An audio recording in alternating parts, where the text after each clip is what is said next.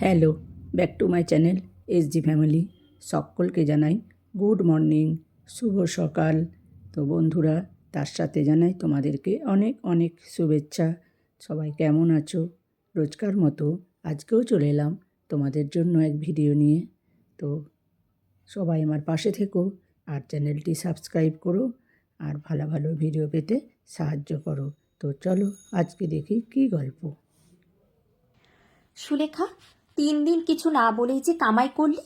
জানিস তো আমরা বুড়ো বুড়ি একলা থাকি, একটা ফোন অন্তত করে দিতে পারতিস।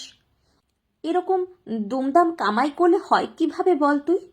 আমরা কি 3টে দিন না খেয়েই থাকবো? বিরক্ত মুখে বললেন গৌরী দেবী। সুলতা 3 দিন না আসায় তিনি যে বেজায় বিরক্ত হয়েছেন তা হাবে ভাবেই প্রকাশ পাচ্ছে। একটু থেমে বলে ওঠেন, রান্নার কাজ না পোষায় ছেড়ে দে, দুটো তো মোটে প্রাণী আমরা। মন্টুর মা বলেছিল মাসে 2 দিনের বেশি কামাই করবে না। বুকের ভেতর শিরশিরানি টের পেল সুলতা। এই কাজ না থাকলে বড়ই আতান্তরে পড়বে সে, কিন্তু মনের খবর মুখে ফোটালে আরো 4টে কথা শুনতে হবে। মাথা নামিয়ে বলল, কি রান্না হবে বলে দাও তাড়াতাড়ি।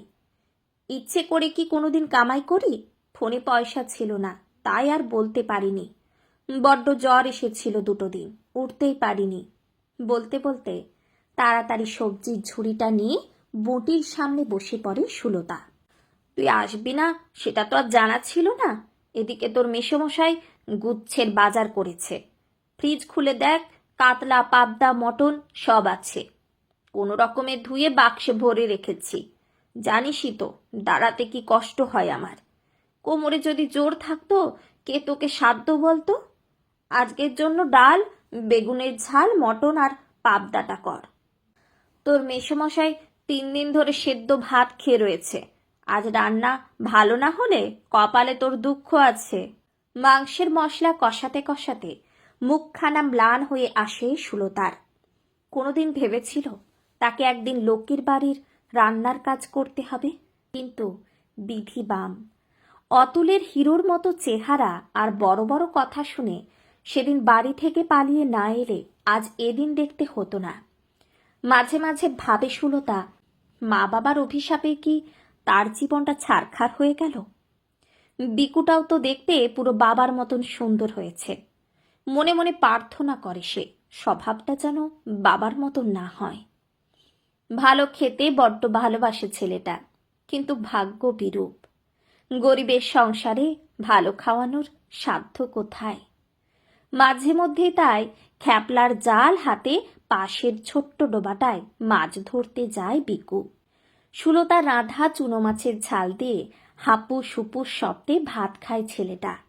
প্রতিবারই খাওয়া শেষে সুলতা আরো 1 হাতা চুনো মাছের ঝাল ছেলেটার পাতে ঢেলে দেয়।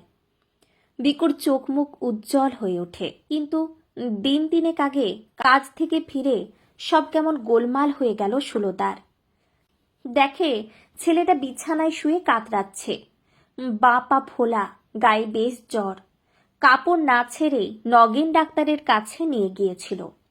ডাক্তার দেখে বলল, কোনো বিষাক্ত পোকায় কামড়ানোর ফলে পাটা ফুলে গেছে, আর সেই জ্বর এসেছে। ওষুধপালা কিনে এনে সারা রাত ছেলের মাথার কাছে জেগে বসেছিল সুলতা। জ্বরের ঘোরে রাত ভোর ছেলে প্রলাপ বকেছে, ক্লান্তিতে চোখ ঢুলে আসছে, আবার মাথা নাড়িয়ে নিজেকে সজাগ করে নিচ্ছিল সে। জ্বর বাড়লেই কপালে জল পট্টি দিচ্ছে। এইভাবেই সেদিন সারা রাত কাটল। পরের দিনও বেশ জ্বর ছিল। নগেন ডাক্তার বলেই দিয়েছিল 2 রাত জ্বর থাকবে। জ্বরের ঘোরে ছেলে সারাক্ষণ মাকে আঁকড়ে থাকে। কি করে বিকুকে ছেড়ে কাজে আসে সুলতা? এদিকে ফোনেও টাকা নেই, কাউকে জানাতেও পারেনি।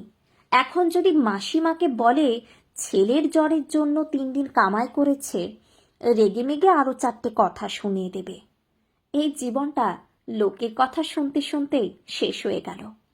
কেউ কখনো ভালোবেসে কাছে টানলো না। কি সুন্দর কষা মাংসের গন্ধ ছেড়েছে। এবারে রান্নার দায়িত্ব পুরোটাই সুলতার হাতে। তবু সাহস করে 1 টুকরো মাংস মুখে পুরতে পারে না সে। কে জানে কে কোত্থেকে দেখে নেবে। চোর বদনাম নিতে পারবে না সুলতা। বড্ড মাংস ভালোবাসে বিকুটা।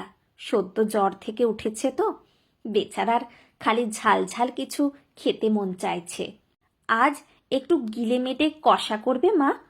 বড় বড় চোখ মেলে আসার সময় বলেছিল ছেলেটা। বড় বড় চোখ মেলে আসার সময় বলেছিল ছেলেটা। সুলতা কথা দিতে পারেনি। মাসের শেষ, ডাক্তার আর ওষুধের পেছনে খরচায় অনেকগুলো টাকা ধার হয়ে গেছে। মাইনে পেলে শোধ করবে। হারুনের মাংসের দোকানে খালি হাতে যেতে ইচ্ছে করে না একদম। এমন বাজে ভঙ্গিতে তাকায়। একদিন তো হাত ধরে টানারও চেষ্টা করেছিল। কোনো রকমে মাংস নিয়ে পালিয়ে এসেছে সুলতা। কোনো রকমে মাংসটা নিয়ে পালিয়ে এসেছে সুলতা। তারপর যতবারই ধারে মাংস আনতে গেছে, হারুনের চোখের দৃষ্টি যেন বলতে চেয়েছে, বিনা মাগনার খদ্দেরের আবার অত নবাবী কিসের। কানাঘুষোয় শুনেছে অতুল তখন দিব্যি আছে। ছেলে হওয়ার পরপরই ছেড়ে চলে গিয়েছিল। ওই হিরো হিরো চেহারা দেখে কম মেয়ে তো আর বশ হয়নি তার। তাদেরই কারোর সঙ্গে হয়তো। অতুলের খবর জানতে না চাইলেও কৃষ্ণা, মালতী, যুথিকা, অতসীরা বাড়ি বয়ে খবর দিয়ে যায়। মালতী যে বিগত যৌবনা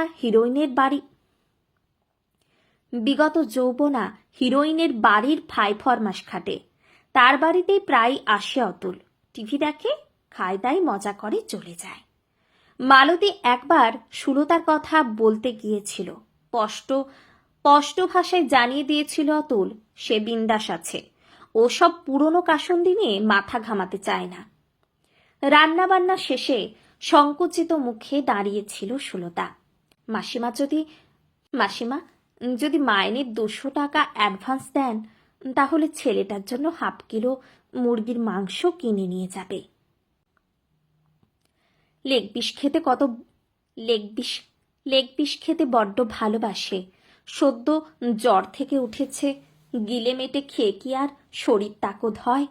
কিন্তু কারোর কাছে চাইতে যে বড্ড লজ্জা লাগে সুলতার। বলবে কি বলবে না ভাবতে ভাবতে পা টেনে টেনে দরজার দিকে এগোতে থাকে। কি রে সুলতা, কিছু না বলেই বেমালুম চলে যাচ্ছিস যে? আজকাল কি বলে যেতেও ভুলে গেছিস? মাসিমার কথা শুনে থমকে দাঁড়ালো সুলতা। পিছন ফিরে বলল, নানান চিন্তায় থাকি গো মাসিমা, ভুলে গিয়েছিলাম। আসি গো, সব ঢাকা দিয়ে রেখেছি, সময় মতো খেয়ে নিও। দাঁড়া, এক ধমকে মাসিমা থামিয়ে দিল সুলতাকে। এই কৌটোটা নিয়ে যা, সাবধানে যাবি। 3 থাকের বড় একটা টিফিন ক্যারিয়ার নিয়ে পা টেনে টেনে আসেন গৌরী দেবী। আমি জানি তোর নয়, জ্বর তোর ছেলের এসেছিল। 46 বছরের অভিজ্ঞতা রে, এত সহজে আমাকে তুই বোকা বানাবি? চিন্তায় চিন্তায় মুখখানা একদম শুকিয়ে গেছে। ছেলে মেয়ের শরীর খারাপ হলে মা বাপের বুকের ভেতর যে কি হয়, সেজন্যই তো তোকে আজ পাবদার মাংস রাঁধতে বললুম। কবে যেন একদিন বলেছিলি না ছেলেটা তোর মাংস ভালোবাসে। কাল তোর মেশো পোলাও এনেছিল, টিফিন বক্সে ভরে দিয়েছি। ছেলেকে পেট ভরে খাওয়াবি। মা হয়েছিস না তুই? মনে রাখবি, ছেলেকে ভালো রাখতে গেলে অনেক সময় আত্মসম্মান বিসর্জন দিতে হয়। বুঝলি কিছু? কাল কিন্তু তাড়াতাড়ি আসবি, কোনো অজুহাত আমি শুনবো না।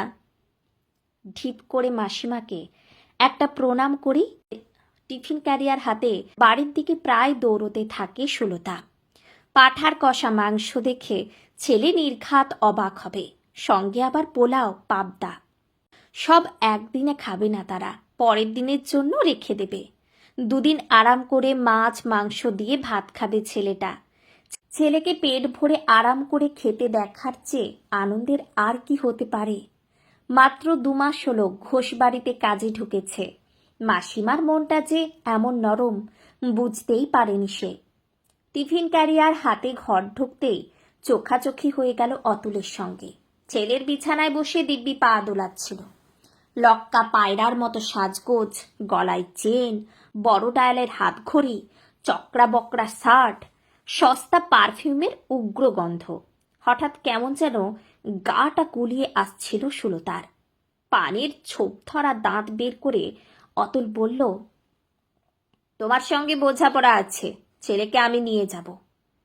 বুকের ভেতর শিরশিরিয়ে যাচ্ছে ভয়ের অনুভূতি।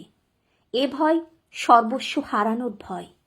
এতদিন বাদে অতুল কি তার শেষ অবলম্বনটুকু কেড়ে নিতে এসেছে? বিকুকে ছাড়া কিভাবে বাঁচবে সুলতা? ভয় পেয়েছে অনেকদিন, কিন্তু আজ আর নয়। কয়েক বছর সংসার করে এটুকু জেনেছে সে আসলে অতুলের কাগুজে বাঘ ছাড়া আর কিছুই নয়। ভয় পেলে চেপে ধরবে, কিন্তু পাল্টা আক্রমণ করলে ল্যাজ গুটিয়ে পালাবে। বিকু যদি নিজে থেকে যেতে না চায়, অতুলের সাধ্য নেই তাকে নিয়ে যাওয়ার। গম্ভীর মুখে সুলতা বলল, আগে ছেলেকে জিজ্ঞেস করো সে তোমার সঙ্গে যায় কিনা। পায়ে পায়ে এসে মাকে জড়িয়ে ধরল বিকু। স্পষ্ট গলায় বলল, যতই লোক দেখাও, যতই 500,000 হাতে গুঁজে দাও, ছোট থেকে বড় আমাকে মাই করেছে, দায়িত্ব নিয়ে একা হাতে সমস্ত বিপদে আপদে আদরে আবদারে পাশে থেকেছে। তুমি কোথায় ছিলে তখন? কোথায় ছিল তোমার এই ভালোবাসা? থাকতে হলে মায়ের কাছেই থাকবো। তুমি এসো। প্রস্তাবের জন্য ধন্যবাদ, এই আমার শেষ কথা। সুবিধা করতে না পেরে তক্তবোজ থেকে উঠে দাঁড়ালো অতুল। লালচে চোখে আঙুল তুলে শাসিয়ে বলে, মনে রাখিস, 1 মাঘে শীত যায় না। দেখবি খুব তাড়াতাড়ি বিকু আমার সঙ্গে যাবে, তোকে পুজবও না। বলতে বলতে কেমন ভাঙাচোরা দেখায় অতুলের মুখটা। দরজা খুলে হাঁটা লাগায় রাস্তার দিকে। সেদিকে তাকিয়ে মৃদু দীর্ঘশ্বাস ফেলে সুলতা। এতদিন হতে গেল মানুষটা তবু শুধরালো না। দেওয়ালে লাগানো কাচে নিজের অবয়বের দিকে চোখ পড়ে। চোখ সরিয়ে নেয় সুলতা। তার নেই জেনেও আজও এই মানুষটার জন্য সে সিঁথিতে সিঁদুর পরে। ভালোবাসা কি একেই বলে? বিকুর মাথা ভর্তি অবিন্যস্ত চুলগুলোকে আরো এলোমেলো করে দিতে দিতে সুলতা বলে ওঠে, পোলাও এনেছি, সঙ্গে কষা মাংস, তাড়াতাড়ি খেতে আয় দেখি।